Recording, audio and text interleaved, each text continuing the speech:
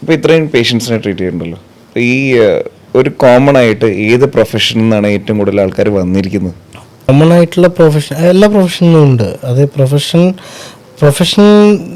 നമ്മുടെ ഒക്യുപ്പേഷൻ, അതായത് ജോലി കുറേയൊക്കെ റിലേറ്റഡ് ആണ്. ഇപ്പോൾ നമുക്കുണ്ടാകുന്ന സ്ട്രെസ്സ്, പിന്നെ ചില കണ്ടീഷനിൽ വർക്ക് ചെയ്യുന്നവർ, ഈ പെയിൻറ്റ് ജോബ് അല്ലെങ്കിൽ പെട്രോൾ പമ്പിൽ വർക്ക് ചെയ്യുമ്പോൾ അവർ എടുക്കുന്ന ഫ്യൂംസ് സ്പേംസിൻ്റെ ക്വാളിറ്റീനെ ബാധിക്കാം.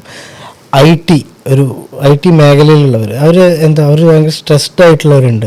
പിന്നെ അതേപോലെ തന്നെ അവർ over usage of computer laptop use ചെയ്യുന്നുണ്ട് എന്നൊക്കെ പറഞ്ഞിട്ട് നമുക്ക് പറയാം. ഫോൺ വയ്ക്കുന്നവർ, പിന്നെ ജോലി തിരക്ക്, അതുകൊണ്ട് കുട്ടികളാവാൻ വൈകുന്നവരുണ്ട്. കാരണം ഹസ്ബൻഡ് ആൻഡ് വൈഫിൻ്റെ വർക്ക് ഷെഡ്യൂൾ തമ്മിൽ മാച്ച് ആവണ്ടേ. അപ്പോൾ എല്ലാ മേഖലകളിൽ നിന്നും ആൾക്കാർക്ക് ഇതുണ്ട്. നമ്മൾ കൂടുതൽ കാണുന്നത് ഈ പിന്നെ അതുപോലത്തെ പുറത്ത് വർക്ക് ചെയ്യുന്ന ആൾക്കാർ, നമ്മൾ റൂമിലിരുന്ന് വർക്ക് ചെയ്യുന്ന പോലത്തെ AC വർക്ക് ചെയ്യുന്ന പകരം ചൂടത്ത് ഡ്രൈവ് ചെയ്യുന്നവർ, ലോങ് ആയിട്ട് ഡ്രൈവ് ചെയ്യുന്ന ആൾക്കാർ, ട്രക്കൊക്കെ ഡ്രൈവ് ചെയ്യുന്ന എത്രയോ സമയം വണ്ടിയിലിരുന്ന് ഡ്രൈവ് ചെയ്യുമ്പോൾ സ്വാഭാവികമായിട്ടും സ്പേമിൻ്റെ ക്വാളിറ്റി ഇതിനൊക്കെ ബാധിക്കാറുണ്ട്. പിന്നെ ചില പ്രൊഫഷൻസ്, റേഡിയോഗ്രാഫി ചെയ്യുന്നവർ, ഈ റേഡിയേഷൻസ് താട്ടുന്ന ആൾക്കാർ, ഇങ്ങനെയുള്ളവർക്കൊക്കെ ചില പ്രശ്നങ്ങൾ കാണലുണ്ട്.